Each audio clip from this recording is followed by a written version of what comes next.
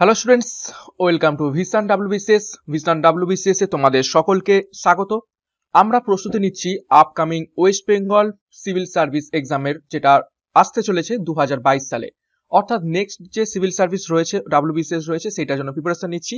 এবং এই সমস্ত যে প্রশ্ন উত্তরগুলো আমরা আলোচনা করছি, শুধুমাত্র ডাব্লিউবিসিএস নয়, তোমাদের জন্য upcoming West Bengal public service কমিশনের অন্যান্য এক্সাম, এসএসসি যে এক্সামগুলো রয়েছে, এবং রেলের এনটিপিসি যেটা সিবিটি 2 আসতে চলেছে, এবং গ্রুপ ডি এর জন্য কিন্তু খুবই গুরুত্বপূর্ণ। এবং তোমাদের যে ডাব্লিউবিসিএস 2021 এর যে মেন এক্সামটা হয়তো খুব তাড়াতাড়ি হবে, তো সেটার জন্য কিন্তু এই সমস্ত প্রশ্ন উত্তর খুবই গুরুত্বপূর্ণ। প্রতিদিন আমরা টপ 25 এমসিকিউ করছি, সাথে কিছু এক্সপ্লেনেটরি নোট রেখেছি প্রতিটা প্রশ্নের সাথে।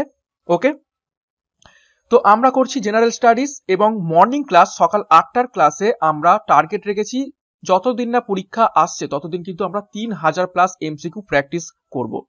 তো আমি সুশোভন সামন্ত তোমাদের জন্য প্রতিদিন সকাল 8টায় এই ক্লাসগুলো নিয়ে আসার চেষ্টা করব। কিন্তু আজকে একটু দেরি হয়েছে, আজকে ক্লাসটা একটু আপলোড হতে দেরি হয়েছে, কেননা আমি কালকেই ঘোষণা করেছিলাম যে পুজো রয়েছে, কালী পুজো রয়েছে, সেই জন্য একটু চারিদিকে মাইক টাইক বাজছে, সেই জন্য রেকর্ড করতে পারিনি।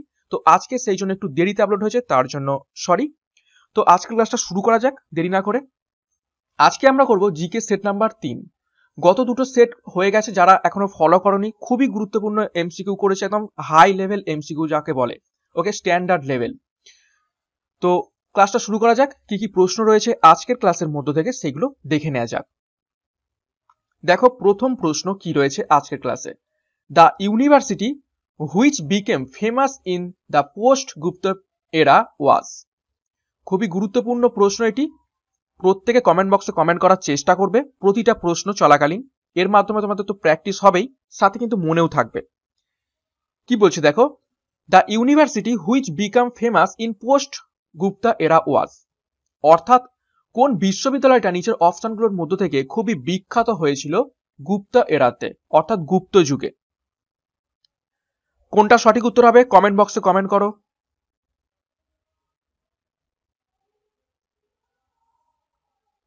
তো প্রশ্ন নাম্বার 1 এর সঠিক উত্তর কোনটা হবে দেখো, মিলিয়ে নাও। Option C, Nalanda. Nalanda university বা নালন্দা বিশ্ববিদ্যালয় গুপ্ত পিরিয়ডে তৈরি হয়েছিল, এবং গুপ্ত পিরিয়ডে কিন্তু খুবই বিখ্যাত হয়েছিল। দেখো এই নালন্দা ইউনিভার্সিটি গুপ্ত পিরিয়ডে যে তৈরি হয়েছিল, অর্থাৎ কোন গুপ্ত রাজা বানিয়েছিল দেখো, it was founded in 5th century by Gupta king Kumar Gupta, অর্থাৎ এটাকে বানিয়েছিলেন কে, কুমার গুপ্ত। এবং পরবর্তীকালে Bakhtiyar looted and burn the Nalanda university in 1193, এবং পরবর্তীকালে বিদেশি আক্রমণকারী বখতিয়ার তিনি এই ইউনিভার্সিটিটাকে পুরো লুট করেন এবং জ্বালিয়ে দেন 1193 খ্রিস্টাব্দে। ওকে, তো প্রথম প্রশ্নতেই আমরা খুবই গুরুত্বপূর্ণ তথ্য জানলাম হিস্ট্রির উপর থেকে। নেক্সট দেখো আরো একটি গুরুত্বপূর্ণ প্রশ্ন, the dead body of Babur was his own choice lies buried in. VVI প্রশ্ন, এই প্রশ্নটাই ডাব্লিউবিসিএস এর বিগত বছরে দুবার এসেছে। তোমরা প্রত্যেকে কমেন্ট বক্সে কমেন্ট করবে কোনটা সঠিক উত্তর হবে। অর্থাৎ বাবরের মৃত্যুর পর তার ইচ্ছা অনুযায়ী, অর্থাৎ বাবরের নিজের ইচ্ছা অনুযায়ী তার মৃতদেহকে কোথায় সমাধিস্থ করা হয়েছে, নিচের কোন শহরে। এটা কিন্তু ভিভিআই প্রশ্ন, খুবই গুরুত্বপূর্ণ প্রশ্ন। কমেন্ট বক্সে কমেন্ট করবে কোনটা সঠিক উত্তর হবে।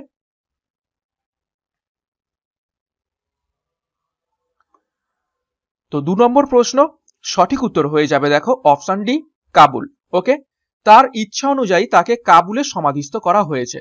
প্রথমে তিনি মারা যান, মুঘল এম্পারার বাবর মারা যান দেখো 1530 খ্রিস্টাব্দে। তিনি মারা যাওয়ার পর তাকে কিন্তু আগ্রাতে সমাধিস্থ করা হয়েছিল প্রথমবার, কিন্তু তার ইচ্ছা ছিল যে তাকে যেন কাবুলে সমাধিস্থ করা হয়। তারপর সেই আগ্রা থেকে তার সমাধি তুলে নিয়ে গিয়ে কাবুলে আবার স্থানান্তরিত করা হয়।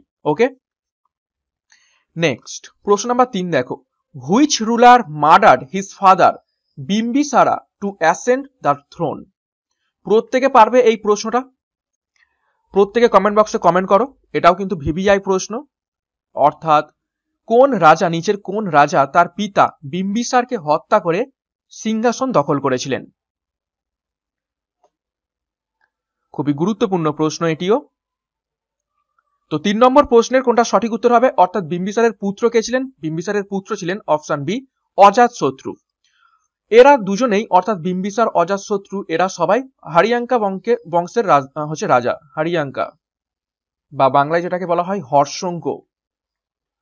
হর্ষঙ্ক বংশের এরা রাজা। তো হর্ষঙ্ক বংশের একটা চিরাচরিত প্রথা ছিল, প্রথা বলা ভুল, এটা তাদের হচ্ছে মানে কি বলবো রক্তে ছিল যে বাবাকে হত্যা করে আমরা সিংহাসন দখল করব। এই বিম্বিসারের পুত্র দেখো অজাতশত্রু কি করেছিল, অজাতশত্রু তার পিতা বিম্বিসারকে হত্যা করে যেমন সিংহাসন দখল করেছিল, সেরকম অজাতশত্রুর পুত্র উদয়ন সেও কি করেছিল, অজাতশত্রুকে হত্যা করে সিংহাসন দখল করেছিল। এবং উদয়নের পরে আরো কিন্তু 3 জন রাজা ছিল যারা এক এক করে নিজেদের বাবাদের হত্যা করে সিংহাসন দখল করেছিল। সেই জন্য এই বংশটাকে অর্থাৎ এই হর্ষঙ্ক বংশটাকে বলা হয় পৃথ্বীহন্ত বংশ, অর্থাৎ বাবাদের হত্যা করে সিংহাসন দখল করে। ওকে, নেক্সট প্রশ্ন নাম্বার 4 দেখো, permanent revenue settlement of Bengal was introduced by. Permanent settlement of Bengal was introduced by, অর্থাৎ আমাদের পশ্চিম বাংলাতে ব্রিটিশ শাসনকালে পার্মানেন্ট সেটেল এই বন্দোবস্তটা কোন ভাইসরয় করেছিলেন? প্রত্যেকে কমেন্ট বক্সে কমেন্ট করো। পার্লামেন্ট রেভিনিউ সেটেলমেন্ট নিচের কোন ভাইসরয় করেছিলেন? খুবই গুরুত্বপূর্ণ প্রশ্ন মডার্ন হিস্ট্রির উপর থেকে। তো প্রশ্ন নাম্বার 4 এর সঠিক উত্তর হয়ে যাবে দেখো option D, Cornwallis. Lord Cornwallis parliament revenue settlement Bengal করেছিল এবং দেখো এটি হয়েছিল ইন্ট্রোডিউসড ইন 1793, 1793 খ্রিস্টাব্দে এটা হয়েছিল। নেক্সট প্রশ্ন number 5, the father of extremist movement in India is. অর্থাৎ ভারতবর্ষের চরমপন্থীর জনক কাকে বলা হয়? এক্সট্রিমিস্ট, চরমপন্থী। আমরা জানি ন্যাশনাল কংগ্রেস দুটো ভাগে ভাগ ছিল, একটা হচ্ছে নরমপন্থী এবং একটা চরমপন্থী। তো চরমপন্থীদের জনক বা ফাদার কাকে বলা হয়? নিচের কোন জনকে? ভিভিআই প্রশ্ন, প্রত্যেকে কমেন্ট বক্সে কমেন্ট করবে কোনটা সঠিক উত্তর হবে। তো প্রশ্ন নাম্বার 5 এর সঠিক উত্তর কোনটা হবে? দেখো অপশন ডি, বাল গঙ্গাধর তিলক। বাল গঙ্গাধর তিলক ছিলেন এক্সট্রিমিস্ট বা চরমপন্থীদের জনক। দেখো 6 নম্বর প্রশ্ন, Mahatma Gandhi got his inspiration for civil disobedience from. Mahatma Gandhi তার যে এই অসহযোগ অর্থাৎ সিভিল ডিসওবিডিয়েন্স মুভমেন্টের এই ধারণা বা আইডিয়াটা নিচের কোন লেখকের কাছ থেকে অনুপ্রাণিত পেয়েছিলেন বা অনুপ্রাণিত হয়েছিলেন? প্রত্যেকে কমেন্ট বক্সে কমেন্ট করো কোনটা সঠিক উত্তর হবে। Mahatma Gandhi got his inspiration for civil disobedience from.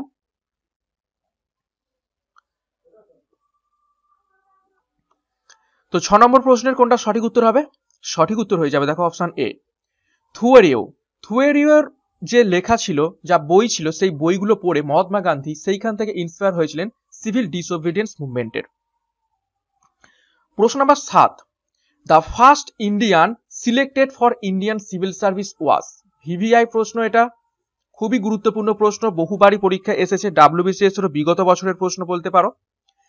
The first Indian অর্থাৎ কোন ভারতীয় প্রথম সিভিল সার্ভিস ইন্ডিয়ান সিভিল সার্ভিসের জন্য সিলেক্টেড হয়েছিলেন?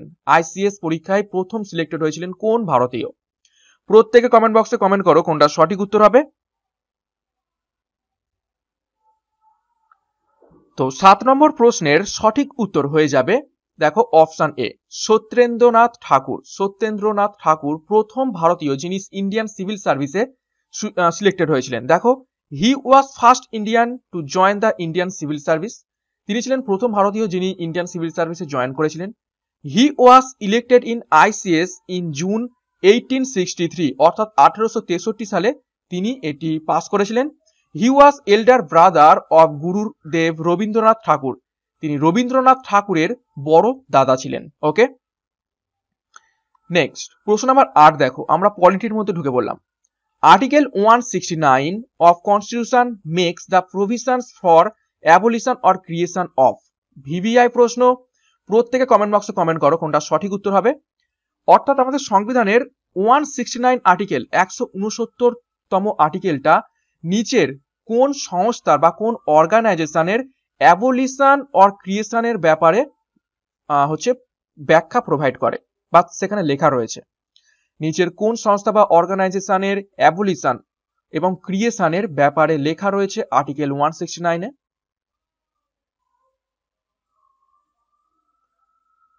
তো প্রশ্ন নাম্বার 8 কোনটা সঠিক উত্তর হবে দেখো, সঠিক উত্তর হয়ে যাবে option D, legislative council in states. অর্থাৎ আমাদের রাজ্যের যে বিধান পরিষদ, ঠিক আছে, বিধানসভা নয়, এটা হচ্ছে লেজিসলেটিভ কাউন্সিল অর্থাৎ বিধান পরিষদ, সেই বিধান পরিষদের অ্যাবলিশন এবং ক্রিয়েশন সম্বন্ধে লেখা রয়েছে 169 আর্টিকেলে। ওকে, দেখো বাকি যে অপশনগুলো দেওয়া রয়েছে সেগুলোর ব্যাপারে একটু দেখবো। Article 81 specifies the number of seat for Lok Sabha, এবং লোকসভাতে কতগুলো নাম্বার অফ সিট থাকবে, কত সংখ্যক সিট থাকবে সেটা প্রোভাইড করে আর্টিকেল 81, যেটা খুবই খুবই গুরুত্বপূর্ণ। তারপর দেখো আর্টিকেল 51A অর্থাৎ ধারা 51A তে লেখা রয়েছে ফান্ডামেন্টাল ডিউটিস এর ব্যাপারে। বর্তমানে 11টা ফান্ডামেন্টাল ডিউটিস রয়েছে আমাদের সংবিধানে। এবং আর্টিকেল 80 নম্বর আর্টিকেল স্পেসিফাইজ, এটা আমাদের বর্ণনা করে the number of seats for Rajya Sabha, অর্থাৎ রাজ্যসভাতে কতগুলো সিট থাকবে সেটা মেনশন করে দেওয়া রয়েছে আর্টিকেল 80-তে। ওকে, তো খুবই গুরুত্বপূর্ণ তথ্য এখান থেকে জানলাম। নেক্সট প্রশ্ন নাম্বার 9 দেখো, which part of constitution of India deals with special provisions to SC, STs, OBCs and Anglo Indians? নিচের কোন পার্টে এবং কোন ধারা থেকে কোন ধারার মধ্যে আমাদের দেশের এসটি অর্থাৎ শিডিউল কাস্ট, শিডিউল ট্রাইব এবং আদার ব্যাকওয়ার্ড ক্লাস এবং অ্যাংলো ইন্ডিয়ানদের ব্যাপারে মেনশন করে দেওয়া রয়েছে? প্রত্যেকে কমেন্ট বক্সে কমেন্ট করো। এই সমস্ত প্রশ্ন কিন্তু ডাব্লিউবিসিএস এ, মেন্সে এবং আপকামিং যে ডাব্লিউবিসিএস রয়েছে তার জন্য কিন্তু খুবই খুবই গুরুত্বপূর্ণ। Which part of constitution of India deals with the special provisions to SC, ST, OBCs and Anglo Indians? তো 9 নম্বর প্রশ্নের সঠিক উত্তর হয়ে যাবে দেখো অপশন এ, পার্ট 16। পার্ট 16 এবং আর্টিকেল নাম্বার হলো 330 342, অর্থাৎ 330 থেকে 342 এর মধ্যে পার্ট 16-এ এসসি, এসটি, ওবিসি এবং অ্যাংলো ইন্ডিয়ানদের ব্যাপারে বলা রয়েছে। ওকে, নেক্সট দেখবো আরো কিছু গুরুত্বপূর্ণ পার্ট, অর্থাৎ এই যে নিচের যে 3টে অপশন রয়েছে সেই 3টে অপশনে কি কি বলা রয়েছে সেগুলো দেখবো। দেখো পার্ট 6-এ যেখানে আর্টিকেল নাম্বার 152 থেকে 237 পর্যন্ত লেখা রয়েছে deals with the provisions to the states, অর্থাৎ আমাদের দেশের যে রাজ্যগুলো রয়েছে সেই রাজ্যের ব্যাপারে লেখা রয়েছে। আর্টিকেল 18 দেখো, পার্ট 18 আর্টিকেল নাম্বার 352 থেকে 360। আর্টিকেল 18টা কিন্তু খুবই খুবই গুরুত্বপূর্ণ, সেটা হলো deals with provisions to emergency, অর্থাৎ এমার্জেন্সি প্রভিন্স, ঠিক আছে, প্রভিশনস। এমার্জেন্সি প্রভিশন থেকে বহুবার প্রশ্ন আসে। 3টে হচ্ছে আমাদের এমার্জেন্সি রয়েছে, 352 যেটা হচ্ছে ন্যাশনাল, 356 যেটা হলো স্টেট এবং 360 যেটা হলো ফাইন্যান্সিয়াল এমার্জেন্সি। এবং নেক্সট দেখো part 14A article number 323A to 323B, এখানে লেখা রয়েছে প্রভিশনস টু ট্রাইব্যুনালস। ওকে, তো এখান থেকে খুবই গুরুত্বপূর্ণ আমরা পার্ট এবং আর্টিকেলের ব্যাপারে দেখলাম এবং সেইখানে কি কি ব্যাপারে লেখা রয়েছে সেগুলোও দেখলাম। প্রশ্ন নাম্বার 10 দেখো, the interstate council was established in 1990 in pursuance of recommendation made by. খুবই গুরুত্বপূর্ণ প্রশ্ন, এটাও কিন্তু ভিভিআই প্রশ্ন, পরীক্ষার জন্য কিন্তু খুবই গুরুত্বপূর্ণ। প্রত্যেকে কমেন্ট বক্সে কমেন্ট করো। Interstate council was established in 1990 in pursuance of recommendation made by, অর্থাৎ নিচের কোন কমিশনের রেকমেন্ড অনুসারে 1990 সালে কেন্দ্র অর্থাৎ ইন্টারস্টেট অর্থাৎ আন্তঃরাজ্য কাউন্সিল গঠিত হয়েছিল? প্রত্যেকে কমেন্ট বক্সে কমেন্ট করো, নিচের কোন কমিশনের রেকমেন্ডেশন অনুযায়ী 1990 সালে আন্তঃরাজ্য কাউন্সিল গঠিত হয়েছিল? খুবই গুরুত্বপূর্ণ প্রশ্ন এটা, রেল, এসএসসি, ডাব্লিউবিসিএস। তো প্রশ্ন নাম্বার 10 কোনটা সঠিক উত্তর হবে মিলিয়ে নাও। অপশন বি, সরকারিয়া কমিশন 1983-87, অর্থাৎ সরকারিয়া কমিশন 1983 থেকে 87 পর্যন্ত এই কমিশন ছিল এবং এই কমিশনের রিপোর্ট এবং রেকমেন্ডেশন অনুযায়ী পরবর্তীকালে 1990 সালে ইন্টারস্টেট কাউন্সিল এস্টাবলিশড হয়। প্রশ্ন নাম্বার 11 দেখো, the mid day meal scheme was launched on. এটা ইকোনমিক্স এর মধ্যে থেকে একটা গুরুত্বপূর্ণ প্রশ্ন, প্রত্যেকে কমেন্ট বক্সে কমেন্ট করো। নিচের কোন সালে কোন তারিখে মিড ডে মিল স্কিমটা লঞ্চ হয়েছিল? ভিভিআই প্রশ্ন এটিও।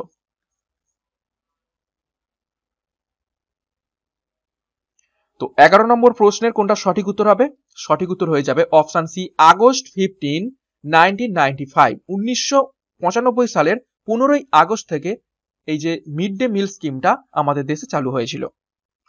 প্রশ্ন নাম্বার 12, এটাও ইকোনমিক্সের মধ্যে থেকে গুরুত্বপূর্ণ প্রশ্ন। Who is responsible for establishing and maintaining a sound and efficient accounting and financial reporting system in India? অর্থাৎ নিচের কোন সংস্থা এটার জন্য দায়ী আমাদের ভারতবর্ষের প্রতিটা financial reporting system, efficient accounting এর জন্য এবং প্রতিটা ফাইন্যান্সিয়াল যে জিনিসপত্রগুলো রয়েছে সেগুলোকে মেনটেন এবং এস্টাবলিশ করার জন্য নিচের কোন সংস্থা দায়ী? প্রত্যেকে কমেন্ট বক্সে কমেন্ট করো, খুবই গুরুত্বপূর্ণ প্রশ্ন এটি।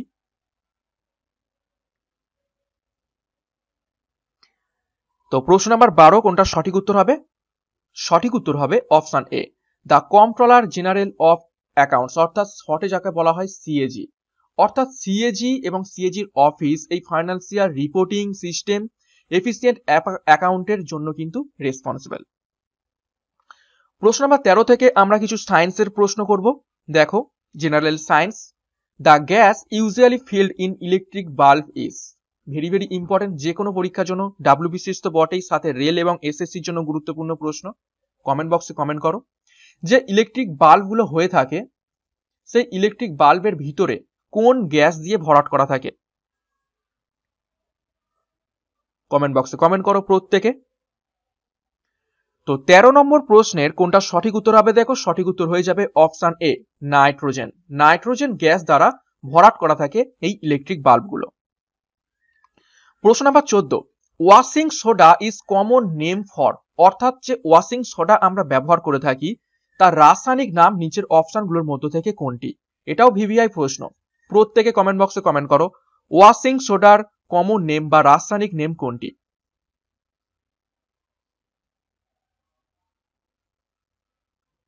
প্রশ্ন নাম্বার 14 এর সঠিক উত্তর কোনটা হবে? প্রশ্ন নাম্বার 14 এর সঠিক উত্তর হয়ে যাবে দেখো অপশন এ, সোডিয়াম কার্বনেট। সোডিয়াম কার্বনেট হলো ওয়াশিং সোডা, যার সংকেত হলো NaCO3। আর দেখো আরেকটা রয়েছে অপশন সি তে, সোডিয়াম বাইকার্বনেট। এটা হলো বেকিং সোডা, অর্থাৎ রান্না করার বা খাবার যে সোডা সেটা হলো বেকিং সোডার, সেটা হলো সোডিয়াম বাইকার্বনেট। এবং সোডিয়াম বাইকার্বনেটে একই সংকেত, শুধু মাঝখানে একটা এই H ঢুকে যাবে, NaHCO3। ওকে, এই H এর জন্য হয়ে যাবে বাইকার্বনেট, যেটা হলো বেকিং সোডা। প্রশ্ন number 15, quartz crystal normally used in quartz clock etcetera is chemically known as. অর্থাৎ যে আমরা বিভিন্ন যে কোয়ার্টজ ঘড়ি থাকে সেই কোয়ার্টজ ঘড়িতে আমরা কোয়ার্টজ ক্রিস্টাল ব্যবহার করে থাকি। অ্যাকচুয়ালি কোয়ার্টজ ক্রিস্টালগুলো যে হয়ে থাকে এগুলো নিচের কোন রাসায়নিক উপাদান? প্রত্যেকে কমেন্ট বক্সে কমেন্ট করো, অ্যাকচুয়ালি কোয়ার্টজ ক্রিস্টালের রাসায়নিক উপাদান নিচের কোনটি? প্রশ্ন নাম্বার 15 কোনটা সঠিক উত্তর হবে? দেখো, সঠিক উত্তর হয়ে যাবে অপশন এ, সিলিকন ডাইঅক্সাইড। অর্থাৎ SiO2, সিলিকন আর ডাইঅক্সাইড অর্থাৎ দুটো অক্সিজেন, সিলিকন ডাইঅক্সাইড হলো কোয়ার্টজ ক্রিস্টাল। নেক্সট প্রশ্ন নাম্বার 16 দেখো, which of the gas is not known as green house gas? নিচে চারটে গ্যাসের নাম দেওয়া রয়েছে, সেই চারটে গ্যাসের মধ্য থেকে তিনটে গ্যাস কিন্তু গ্রিন হাউস গ্যাস এবং একটা গ্যাস কিন্তু গ্রিন হাউস গ্যাস নয়। তো which of the gas is not known as green house gas, সেটা তোমাদের খুঁজে বের করে কমেন্ট বক্সে কমেন্ট করতে হবে, নিচের কোনটা গ্রিন হাউস গ্যাস নয়।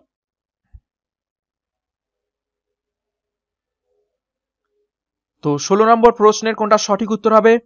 16 নম্বর প্রশ্নের সঠিক উত্তর হয়ে যাবে অপশন ডি, হাইড্রোজেন। হাইড্রোজেন কোন রকম গ্রিন হাউস গ্যাস নয়। দেখো, list of greenhouse gases are as follows, অর্থাৎ কিছু গ্রিন হাউস গ্যাস যেগুলো আমাদের পৃথিবীতে রয়েছে সেগুলো দেখবো। দেখো, ওয়াটার ভেপার, এটা হলো সব থেকে ম্যাক্সিমাম পার্সেন্টেজ, এটা হলো সব থেকে বেশি greenhouse gas. Carbon dioxide, methane, nitrous oxide, ozone এবং ক্লোরোফ্লুরোকার্বনস অর্থাৎ CFC, এইগুলো হলো সবই greenhouse gas, but hydrogen is not a greenhouse gas. Okay, next 17 number প্রশ্ন দেখো, প্ল্যান্টস সিনথেসিস প্রোটিন ফর্ম, অর্থাৎ উদ্ভিদরা তাদের প্রোটিনটা নিচের কোন জায়গা থেকে সিনথেসিস করে থাকে? ভিভিআই প্রশ্ন বায়োলজির উপর থেকে। প্ল্যান্টস সিনথেসিস প্রোটিন ফ্রম, অর্থাৎ উদ্ভিদ তার নিজের প্রোটিনটাকে নিচের কোন জায়গা থেকে সিনথেসিস করে থাকে? তো 17 নম্বর প্রশ্নের সঠিক উত্তর হয়ে যাবে দেখো option C, amino acid. Amino acid থেকে প্ল্যান্ট তাদের প্রোটিন সিনথেসিস করে থাকে। প্রশ্ন নাম্বার 18 দেখো, plants absorbed dissolved nitrates from soil and converts them into. VVI প্রশ্ন, এটা বহুবার পরীক্ষায় প্রশ্নটা এসেছে এবং বিগত বছরের এটা WBCS মেনের প্রশ্ন। কমেন্ট বক্সে কমেন্ট করবে কোনটা সঠিক উত্তর হবে। প্ল্যান্টস অ্যাবজর্বড ডিজলভড নাইট্রেটস, অর্থাৎ উদ্ভিদ মাটি থেকে কি করে ডিজলভড নাইট্রেট গ্রহণ করে অ্যান্ড কনভার্ট দেম ইনটু, এবং সেটা নিচে হচ্ছে নিচের অপশনগুলোর মধ্যে থেকে কিসে কনভার্ট করে। প্রত্যেকে কমেন্ট বক্সে কমেন্ট করবে মাটি থেকে উদ্ভিদ নাইট্রেট গ্রহণ করে এবং সেটাকে কিসে পরিবর্তন করে।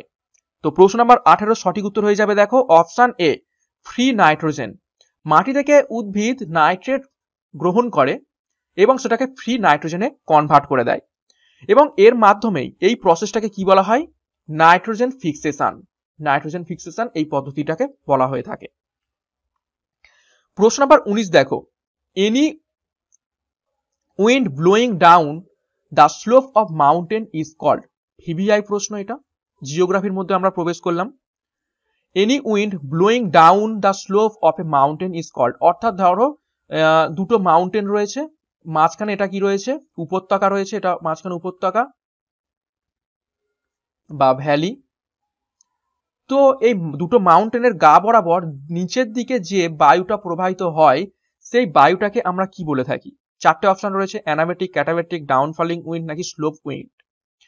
পাহাড়ের ঢাল বেয়ে নিচের দিকে বয়ে চলা আমরা বাতাসটাকে কি বলে থাকি?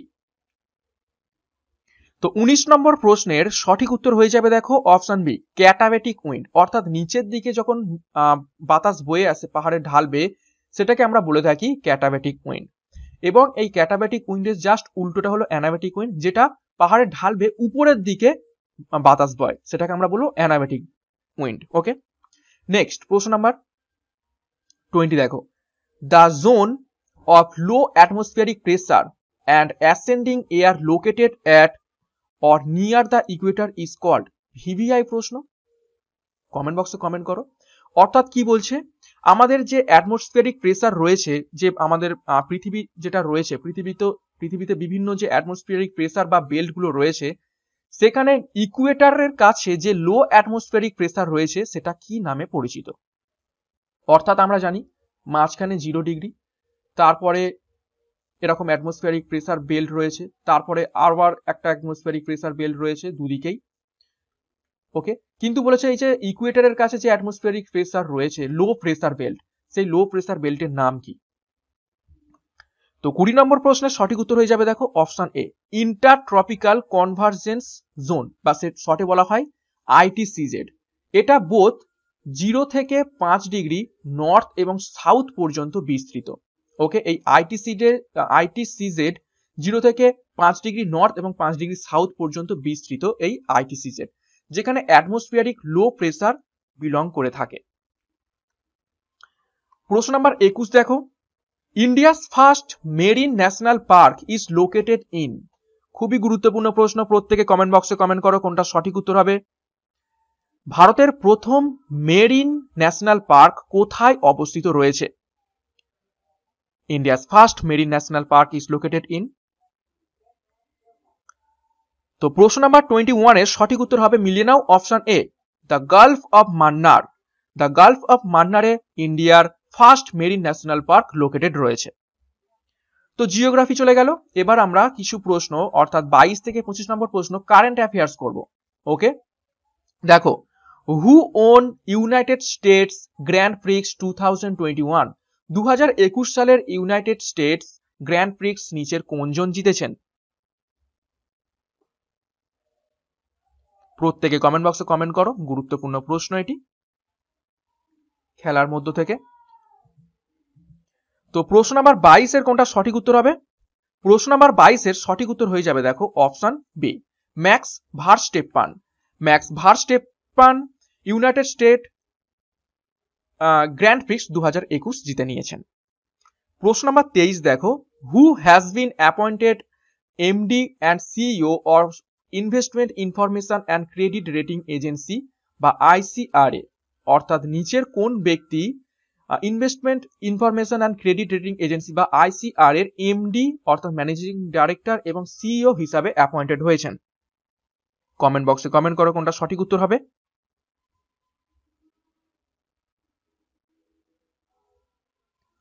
তো প্রশ্ন নাম্বার 23 এর সঠিক উত্তর হয়ে যাবে অপশন বি, রামনাথ কৃষ্ণান।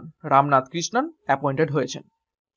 প্রশ্ন নাম্বার 24 দেখো, who among the following has been honoured with 51st Dada সাহেব ফালকে অ্যাওয়ার্ড?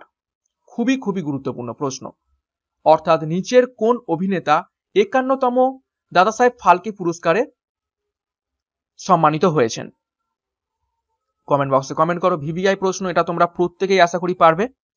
51তম দাদা সাহেব ফালকে বা অ্যাওয়ার্ড বা 51st দাদা সাহেব ফালকে অ্যাওয়ার্ড কে পেয়েছেন? তো 24 নম্বর প্রশ্নের সঠিক উত্তর হয়ে যাবে অপশন বি, রজনীকান্ত। এবং আজকের ক্লাসের শেষ প্রশ্ন, প্রশ্ন নাম্বার 25টা দেখো, which country will host the 16th G20 summit? VVI প্রশ্ন। গ্রুপ 20 সামিট বা G20 সামিট তার নেক্সট যে কনফারেন্সটা রয়েছে সেই সামিটটা নিচের কোন দেশ অ্যারেঞ্জ করবে বা হোস্ট করবে? কমেন্ট বক্সে কমেন্ট করো কোনটা সঠিক উত্তর হবে।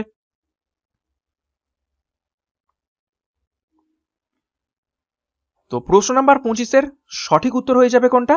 Option A, Italy. Okay, Italy. Italy next G20 summit যেটা 16তম সামিট সেটা হোস্ট করবে। ওকে, তো ক্লাসটা শেষ করার আগে একটি গুরুত্বপূর্ণ ঘোষণা, আমাদের ভিশন WBCS এর পক্ষ থেকে অনেকগুলো ইবুক লঞ্চ করা হয়েছে, সেগুলো তোমরা পারচেস করতে পারো, যেগুলো কিন্তু তোমাদের আপকামিং WBCS এর জন্য খুবই হেল্প করবে। মেন প্লাস প্রিলিমস এর জন্য একদম স্পেশালি ক্রাফট করা হয়েছে প্রতিটা সাবজেক্ট ওয়াইজ, যারা WBCS 22 টার্গেট করছে এবং নতুন যারা অ্যাসপিরেন্টস রয়েছে তাদের জন্য কিন্তু খুবই গুরুত্বপূর্ণ। নিচে দেওয়া থাকবে লিংক, সবগুলো সেখান থেকে তোমরা পারচেস করে নিও। আরো একটি গুরুত্বপূর্ণ ঘোষণা, পরশুদিন অর্থাৎ সানডে কিন্তু তোমাদের জন্য আমি ঘোষণা করেছিলাম যে প্রতি সানডে কিন্তু 100 নাম্বারের করে একটা মক টেস্ট নেওয়া হবে WBCS এর ওপর থেকে। তো তোমরা কিন্তু আমাদের টেলিগ্রাম গ্রুপে যুক্ত হয়ে যাও, সেখানে কিন্তু মক টেস্টের লিংক দেওয়া হবে, তোমরা যেখান থেকে মক টেস্ট পাবে। এছাড়াও টেলিগ্রাম গ্রুপে কিন্তু প্রতিদিন কুইজ করানো হচ্ছে, 30টা করে প্রশ্ন উত্তর গুরুত্বপূর্ণ প্রতিটা সাবজেক্ট ওয়াইজ। যুক্ত হয়ে যাও টেলিগ্রাম গ্রুপে, খুবই হেল্পফুল হবে তোমাদের জন্য এই সমস্ত কুইজ এবং এই মক টেস্টগুলো। চ্যানেলে নতুন হয়ে থাকলে চ্যানেলটিকে সাবস্ক্রাইব করে নাও এখনই এবং পাশের বেল আইকনটা প্রেস করে নাও। তোমরা যারা প্রিপারেশন নিচ্ছ তাদের জন্য কিন্তু ভিশন WBCS খুবই ভালো কোশ্চেন নিয়ে আসবে এবং শুধুমাত্র WBCS নাও, তোমাদের এই সমস্ত প্রশ্ন উত্তরগুলো ফলো করলে অন্যান্য এক্সামের জন্য কিন্তু প্রস্তুত হয়ে যাবে। তো ক্লাসগুলো কেমন লাগছে অবশ্যই একটা লাইক এবং কমেন্ট করে জানাও এবং এই সমস্ত ক্লাসগুলো তোমাদের কিন্তু বন্ধুদের সাথে অবশ্যই শেয়ার করবে। ওকে, তো আজকের মতো ক্লাসটা এখানে শেষ করছি। Thank you.